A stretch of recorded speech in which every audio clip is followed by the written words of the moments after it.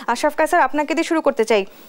অনেক কিছু দিয়ে হয়তো শুরু করার সুযোগ ছিল, কিন্তু আপনি একজন রাজনীতির বিশ্লেষক, সেই সাথে সাংবাদিকতার নিশ্চয়ই একটা দীর্ঘদিন ধরে আপনি দেখেছেন আসলে প্রতিদিন সকালে ঘুম থেকে ওঠার পরে হয়তো এই দেশে যারা সরকার প্রধান ছিলেন তাদের কোনো না কোনো বিজ্ঞাপন কিংবা তাদের কোনো না কোনো ছবি দেখে আমাদের দিন শুরু করতে হতো।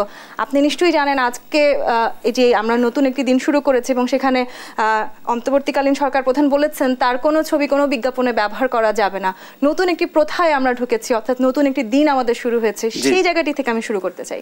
খুবই জরুরি ছিল এই ঘোষণাটি আসা, কেননা আপনি জানেন যে আমাদের যে ট্র্যাডিশনাল রাজনীতি এবং সরকার পরিচালনা, তাতে ব্যক্তি স্তুতি, ব্যক্তি বন্দনা এটি আমাদের জন্য অত্যন্ত গুরুতর পর্যায়ে গেছে। এবং গত যেই সরকারটি পলাতক সরকার এবং যাদের পতন হয়েছে গণবিপ্লবের মুখে, তাদের মধ্যে এই প্রবণতাটি সবচেয়ে বেশি ছিল। আমি প্রায়ই বলতাম আমরা একটি ব্যক্তি শাসন দেখছিলাম, এটি আওয়ামী লীগের শাসন কিনা আমি জানি না, এটি ভারত সমর্থিত আওয়ামী লীগের শাসন কিনা জানি না, কিন্তু একজন ব্যক্তি সারাদিন বলতেন আমি করেছি, আমি করেছি, আমি করেছি, মেট্রো রেল আমি করেছি, হেলিকপ্টার থেকে পানি আমি ঢেলেছি। তো এই যে একটা রোগ, অসুস্থ রোগ, এটি থেকে আমাদের গণতন্ত্র মুক্তি পাক, আমাদের সরকার ব্যবস্থা মুক্তি পাক, এটি আমরা চেয়েছিলাম। প্রফেসর ইউনূসের সরকার যখন প্রথমেই বলে দিয়েছে তার ছবি ব্যবহার করা যাবে না, কেননা আপনি জানেন যে এস আলম সহ অন্যান্য অপরাধীরা চেষ্টা করছে তার ছবি দিয়ে তাকে অভিনন্দন জানিয়ে, অভিবাদন জানিয়ে কিছুটা হলেও রক্ষা পাওয়ার, কিন্তু আমার ধারণা তাতে রক্ষা হবে না বা হওয়া উচিত হবে না।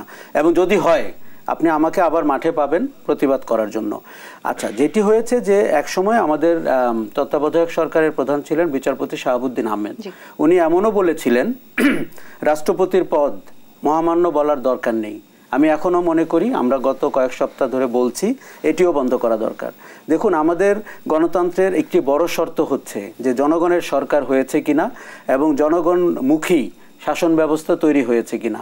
আমরা যত মহামান্য বলি, আমরা যত ব্যক্তি বন্দনা করি, আমরা যত সিদ্ধান্ত গ্রহণ প্রক্রিয়াকে প্রশ্ন না করি, আমরা হয়তো সহযোগিতা করি একজন সাধারণ গণতান্ত্রিক নেতাকেও স্বৈরাচারী হয়ে উঠতে।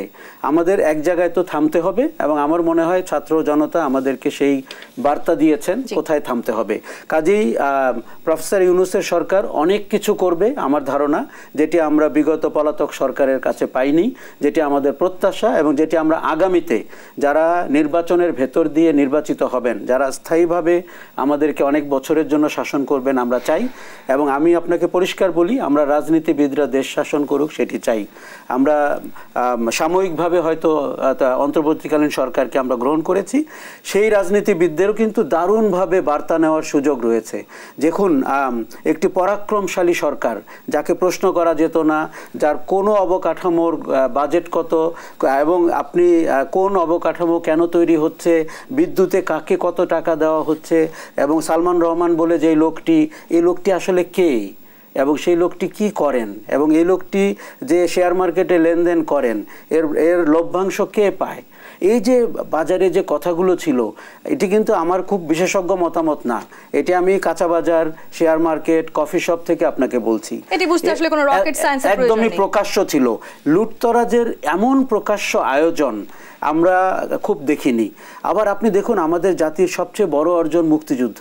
একটি সরকার বা একটি দল মুক্তিযুদ্ধকে নিয়ে ব্যবসা করবে এবং আমরা সহ্য করব, অথবা শেখ মুজিব নামের ব্যক্তিটাকে নিয়ে ব্যবসা করবে, তার জন্ম উৎসব পালন করতে গিয়ে হাজার কোটি টাকা খরচ করবে এবং যার কোনো হিসাব মিলবে না, এই দুটি প্রফিট সেন্টার তারা তৈরি করেছিল। মুক্তিযুদ্ধ এমন একটি প্রফিট সেন্টার হলো যেখানে বিভিন্ন লোক বয়স কমিয়ে বাড়িয়ে দৌড়াদৌড়ি করে মুক্তিযুদ্ধ হওয়ার চেষ্টা করলো। কেননা আপনি দেখিয়েছেন যে ওই নামে আপনি অনেক কিছু করতে পারেন, অনেক অনৈতিক কাজ করতে পারেন, অনেক অবৈধ কাজ করতে পারেন। আমি আরেকটি কথা বলে শুধু শেষ করব, আপনাকে কে দায়িত্ব দিয়েছিল কে মুক্তিযোদ্ধা কে রাজাকার এইসব বলার? ৭১ সালে নির্ধারিত হয়ে গেছে কে মুক্তিযোদ্ধা কে রাজাকার। আমরা ৭১ সালে দেখেছি কারা মাঠে মুক্তিযুদ্ধ করেছে, কারা কলকাতায় বিলাসিতা নিয়ে বেঁচেছিল। এখন এই সরকার, আমি খুব খুশি যে তরুণদেরকে বাধ্য করেছে প্রশ্ন করতে মুক্তিযুদ্ধের সময় কি ঘটেছিল।